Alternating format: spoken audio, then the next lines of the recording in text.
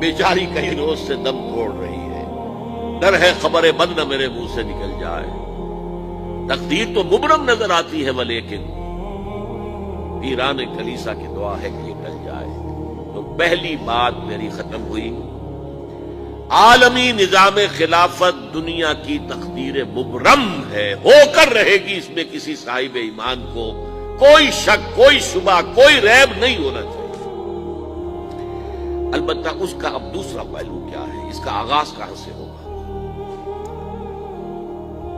اب وہ نقطہ کون سا ہوگا، نقطہ آغاز کون سا ہوگا؟ اس میں پہلی بات تو میں نے کہا جو شک کرے گا اس کا پھر ایمان مشکوک ہے، ہوگا، لازماً ہوگا، گلوبل ہوگا، پوری دنیا میں ہوگا۔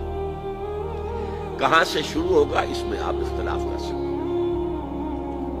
لیکن مجھے تو دو حدیثیں تو ملی ہیں جن سے یہ اندازہ ہوتا ہے کہ یہ اس مشرقی خطے سے ہوگا، عرب کے مشرق کی جانب کسی ملک سے ہوگا، کسی خطے سے ہوگا۔ وہ حدیثیں بھی اب آپ پڑھ لیجیے پہلے۔ پھر میں کہہ رہا ہوں یہ خزانہ ہے جو ہم نے آپ کی خدمت میں پیش کیا ہے، کاش کہ آپ اس کی قدر کر سکیں، یہ حدیثیں آپ کو ازبر ہو جائیں، یاد ہو جائیں، لوح قلب پر نقش ہو جائیں۔ ہندوستان اور خراسان یعنی موجودہ افغانستان کا ذکر ابن ماجہ کی روایت ہے، عن عبداللہ ابن الحارث رضی اللہ تعالی عنہ قال رسول اللہ صلی اللہ علیہ وسلم یخرج ناس من المشرق یؤتئون للمہدی یعنی سلطانہ، یعنی سلطانہ، دونوں طرح سے پڑھ سکتے ہیں۔ حضرت عبداللہ ابن حارث فرماتے ہیں رضی اللہ تعالی عنہ کہ حضور نے ارشاد فرمایا مشرق کی طرف سے وہ فوجیں نکلیں گی، لوگ آئیں گے جو عرب میں مہدی کی حکومت قائم کریں گے۔ یہ مہدی کون ہوں گے اس کا ذکر میں ذرا بعد میں کروں گا، لیکن نوٹ کر لیجئے کہ مہدی سے پہلے لازماً کسی مشرقی علاقے کے اندر وہ نظام قائم ہو چکے گا، تب وہاں سے فوجیں آئیں گی نا۔ یہ مشرق کون سا ہے؟ عرب کے مشرق میں آپ چلیے ایران بھی آ جائے گا، افغانستان بھی ہے، پاکستان بھی ہے، اور اگر اسے اور توسیع دیں تو ہندوستان بھی ہے۔ یہ ہے عرب کا مشرق، اس سے فوجیں جائیں گی۔ اس کا کیا مطلب ہے کہ اس میں سے کسی جگہ پر نظام خلافت پہلے قائم ہو جائے گا تاکہ وہاں سے فوجیں جائیں گی جو جزیرہ نما عرب میں حضرت مہدی کی حکومت کو قائم کریں۔ اب دوسری حدیث سنیے، یہ سنن ابن ماجہ کی حدیث تھی جو میں نے آپ کو سنائی، آپ نے پڑھی۔ دوسری عن ابی ہریرہ رضی اللہ تعالی عنہ، یہ ترمذی شریف کی روایت ہے، قال قال رسول اللہ صلی اللہ علیہ وسلم یخرج من خراسان رایات سود لا يردها شیء حتی تنصب بایلیا۔ خراسان کے علاقے سے سیاہ جھنڈے لے کر فوجیں آئے گی، ان کا رخ کوئی موڑ نہیں سکے گا، ان کو پیچھے پھیر نہیں سکیں گے کوئی بھی، یہاں تک کہ وہ یروشلم میں جا کر جھنڈے نصب کر دیں گے۔ ایلیا حضور کے زمانے میں یروشلم کو کہتے تھے۔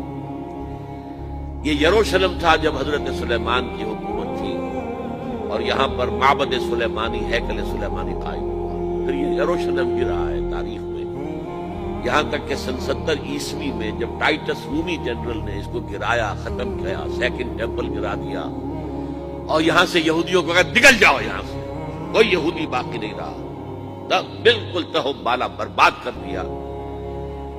اس کے کوئی 150 سال بعد ہیڈریان، رومن ایمپرر ہیڈریان، اس نے پھر دوبارہ آباد کیا اس شہر۔ 150 سال تک یہ بالکل بنجر اور بالکل غیر آباد پڑا تھا۔ اب ہیڈریان نے جب آباد کیا تو اس کا نام ایلیا رکھا، اب یروشلم نام نہیں تھا۔ تو حضور کے زمانے میں پھر اس کا نام ایلیا تھا، اور اب اس سے کیا معلوم ہو رہا ہے کہ یہ یروشلم مسلمانوں کے قبضے سے اس وقت نکلا ہوا ہوگا۔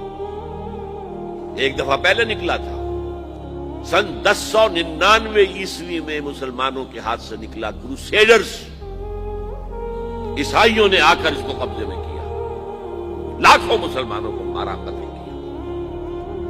उसको 1187 ईस्वी में वापस लिया है। किसने लिया है? Salahuddin Ayyubi Kurd. अरब खोखले हो चुके थे, अरबों ने खोया, वापस नहीं ले सके।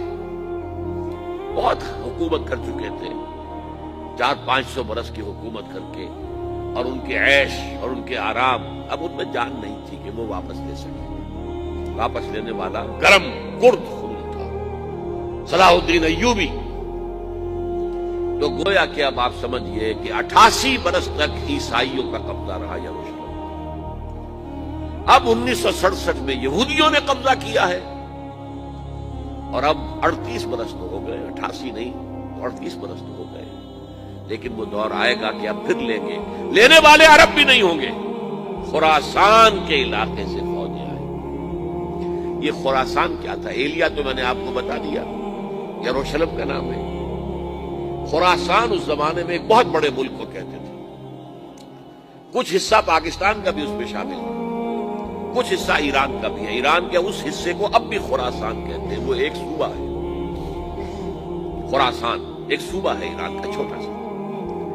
पाकिस्तान में खास तौर पर ये जो इलाका मालाकंड एजेंसी कहलाती है, इससे ऊपर जितना इलाका है, और ये जो वाखान की एक पट्टी आती है ऊपर, वाखान अफगानिस्तान की एक पट्टी सी दुम सी चली आती है, जो जाकर चाइना की सरहद से मिल जाती है। यहां से लेके यहां तक ये जो मालाकंड का वो दरा है और पहाड़ है, ये भी खुरासान का हिस्सा है।